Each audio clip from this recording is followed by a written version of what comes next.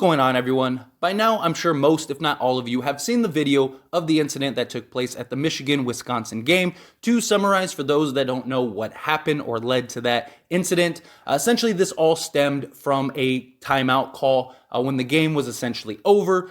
Greg Gard, the Wisconsin head coach, he stated that the reason he called a timeout was to get his reserves together and also extend the clock from 4 seconds to 10 seconds. But the problem is that's sort of an unwritten rule that you just don't do at the end of a game, especially when it's over. So that immediately left a bad taste in players and coaches' mouths. Then you go to the handshake where the players and coaches at the end of games go and shake hands to show, sportsmanship. Well, that ended up leading to Greg Gard grabbing Juwan Howard, and according to Greg Gard, was trying to relay why he did what he did. Right then and there, whenever you have to explain something, you're in trouble. So, of course, Juwan Howard didn't like being grabbed, pulled in, whatever the case may be, and that led to a sort of argument and scuffle, which players and coaches got involved, and then Juwan Howard proceeded to hit. They're saying he punched him. If you look at the video, I don't think it was really like a punch. It was more like a slap punch. Nonetheless, he striked the assistant coach, Joe Grabanoff, which immediately caused major backlash and sent the news world by storm, right? That's been sort of the hot topic of the day lately. Now, we've been kind of waiting to see what the aftermath would be in a result to this, because this is not a good look for the NCAA, both teams, both coaches. It was just a giant mess in general. Well, now we have some more insight and we have some more information on what the repercussions were in regards to the incident. So right off the bat, Juwan Howard received the most backlash, which makes sense. You are a coach that is representing young men in an organization. Whatever the case may be, you got to let cooler heads prevail. And unfortunately, he didn't. He didn't keep his composure, and he actually is the only one that really threw a punch. And so for that, he is suspended for the rest of the season, and he also received a $40,000 fine, which is understandable given the circumstances, because we've seen many incidents very similar to this get completely out of hand. And so now leagues and organizations are really trying to nip this kind of stuff in the butt and set examples. So his fine and his suspension makes a ton of sense. He will be back for the playoffs, March Madness, all the craziness. He's just suspended for essentially like 5 games. So he will take his lump and then move on. As far as Wisconsin side, you had Greg Gard, who he received a fine of $10,000. No suspensions, at least at this time. The only suspension that came from Wisconsin side, suspension at this time, is for a player who is the guard for Wisconsin, Jacoby Neath. He received a 1-game suspension for his part in the incident. And just overall, the whole explanation, you had Greg Gard trying to relay to media. And of course, he played the innocent, I did nothing wrong. Yes, I shouldn't have called a timeout, but I was trying to get my reserves together. I was trying to get my team together, because we're trying to do something bigger, and all of that stuff. And yes, I get it. Some people probably look at this incident as, it's not a big deal. He called a timeout. He was trying to relay to Juwan Howard what the situation was, but it's the manner in which he went about it. And it's also that unwritten rule. It's just like in baseball. You don't bunt when a pitcher's doing a no-hitter, like things like that. There are these rules if you played sports, if you played basketball, if you played, any sport. Every sport has their sort of unwritten rules that you just don't do for sportsmanship. And so right then and there, Greg Gard already sort of broke that rule, and you already left a bad taste in your mouth. And instead of, it's the whole thing. If you have to explain and you're in a situation where you have to explain, then you probably shouldn't have done it to begin with. And that was the whole issue, is that he did something he wasn't supposed to do, and yet he tried to relay that and explain that. And yes, should it have gotten to the level in which it got to? Absolutely not. Both parties are heavily responsible. Juwan Howard should not have allowed it to get to that level. Greg Gard should have, when he read the room, take a look at Juwan Howard before you just grab him or talk to him in a manner. When you're shaking his hand, you could say, hey, can I just talk to you for a minute? I just want to, let you know why I did what I did. But no, I get it. It's loud. It's crazy. He probably thought like, hey, let me just pull him in and all. But you can't just try to manhandle another man and expect no results. That's the whole thing.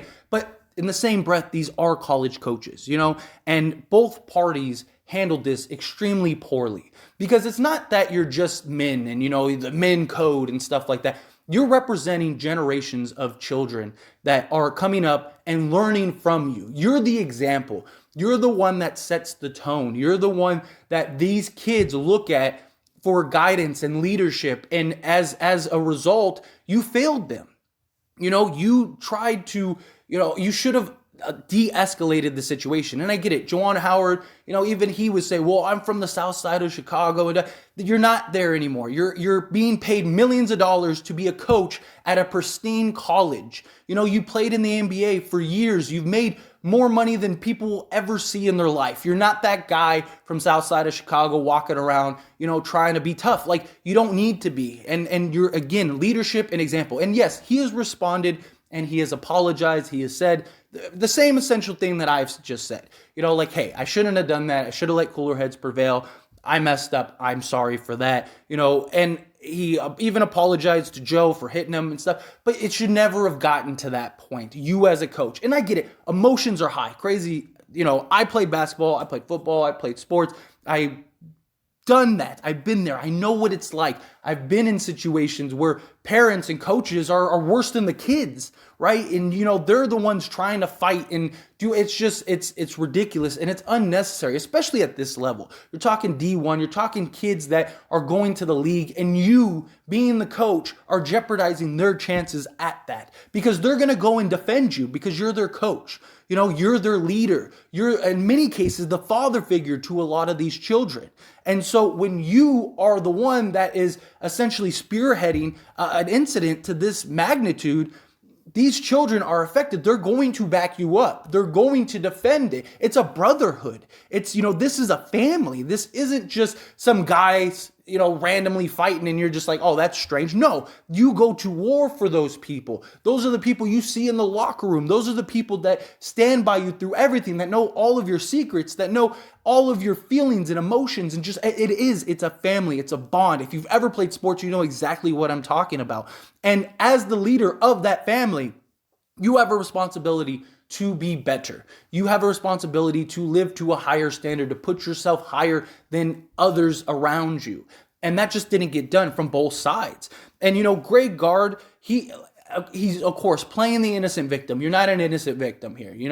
He's trying to say, oh, well, I just did it. No, you knew exactly what you're doing. There is a time and place for everything. You, again, leader of an organization, big prestige organization. You are a leader of children. You're a leader of young men that are trying to become something. And you trying to, manipulate the situation after, let cooler heads prevail. Go. It's not like you're never going to see this guy again. Talk to him when things are mellowed out. Talk to him in a meeting. Talk to him after the game. Head to the locker room and just say, hey, dude, can I just talk to you for a minute? Whatever the case may be. But you're going to try to do it in the center of the court during the handshake when tensions are at an all-time high. One, in fact that you even called the timeout, but two, they just lost the game. It's hard to stomach a loss. These are competitors. These are people that want to win, coaches and players alike. And so you're trying to do something that is going to likely have a bad result. You got to use your noggin sometimes, and he just allowed it to get to a point that it should have. And even when Juwan Howard reacted the way he reacted, take a step back. Say, you know what? I am really sorry. Get your team together. Say, hey, we'll talk about this another time. Get your team back. Be a man. Do what you have to do. Be the leader to these children. It's a ridiculous sentiment all around. I mean, all parties are equally responsible. All parties are equally at fault. I think that they should have, laid the hammer at everybody. I know Juwan Howard, he took it to a completely another level. So I understand his suspension. I understand his fine. But I just think that everyone should have gotten a greater fine for that. You really need to set an example with this because you're talking future generations. You're talking kids jeopardizing potential careers. You're jeopardizing, the face of the business that is the NCAA and the organization that has Michigan and Wisconsin. And I know some people might say, like, forget that. That's not important. Like, but it is. I mean, they're paying you. You're a representation. You're an extension of your job. If you work wherever you work, you're an extension and an example of said job. And you need to be responsible. You need to do the things necessary need to be good and kind to the people that are good and kind to you, whether you see it that way or not. But ultimately, it's becoming a big mess even beyond this, because now they're even talking like, should they get rid of the handshake at the end of the game? Like, this is silly. This was two grown men throwing a tantrum that escalated to a level that didn't need to escalate to. This should have never happened. This is not something that happens regularly. You need to show sportsmanship. You need to instill this in these young adults. A lot of these kids are coming from areas where they don't have the best examples. They don't have the best situation and environment. And you are responsible to be that stability for them. And they need to see that camaraderie. They need to see that sportsmanship. That translates to futures, whether you make it to the league or not. That translates to the way you treat people. That translates to the way, you interact in the real world, so on and so forth. I just think overall, we need to not let this get too out of hand and just take it for what it is. It was a situation, it was an isolated incident that should have never happened.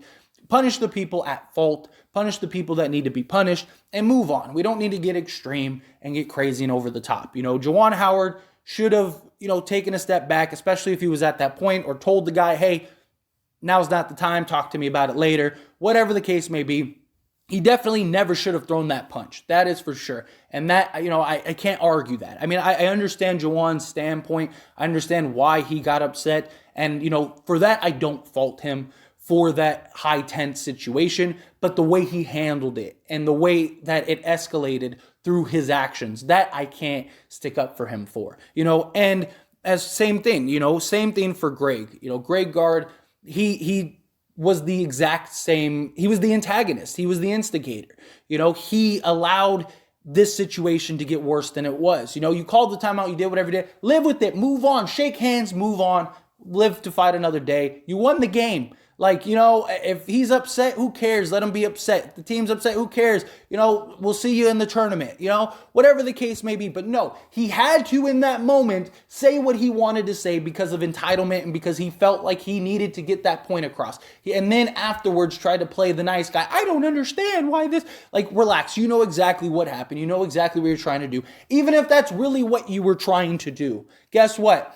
You knew that it was likely going to cause an incident. It was likely going to cause something. And to me, it just looks like he just wanted to do that. He wanted to say what he had to say at the moment. He wanted to say it rather than letting things take place and letting cooler heads prevail. No, he said it knowing very likely that things were probably going to escalate. And then he could go play the victim and say, he wanted to justify why he called that timeout. He wanted to go and be able to say, oh, look, I'm not the bad guy, and take the fault off of that. Even if it didn't escalate to that point, we know what would have happened. He would have sat in that meeting room. He would have sat down and said, it's okay. I talked to Juwan Howard. He understood. He gets it. This is why I did it. So it's not a big deal. He just wanted to be able to save face for something that he did and he knew he shouldn't have done. He knew from the beginning, I shouldn't have done that, but he did it anyway. And he wanted to show face. But as always, this is a discussion, so I pass it on to you. What are your thoughts? Let me know down in the comments below. Do you agree with me? Do you disagree with me? What are your thoughts and opinions on this entire incident? Do you think that the fines were correct? Do you think that somebody should have been fined more? Do you think that all parties should have been fined more? Really, really hit home on this. Who do you think was truly at fault? Do you think all parties were equally at fault? Do you think that, that they are the leaders and examples, and they need to be portrayed as such, and they need to, because again, you're talking about young children that are trying to find their way, and you're the example, you're the leader, you're responsible for their lives, for their careers, for their, their leadership, for their sportsmanship, all of that. Do you agree with that sentiment or do you not? Let me know down in the comments below. If you haven't liked this video, hit that like button. Helps me out a lot. Lets me know you enjoy these types of videos, and I truly appreciate it. If you're not subscribed to the channel, hit that subscribe button, followed by the bell notification. Stay up to date with all things sports. I'll see you all in the next one. Thank you.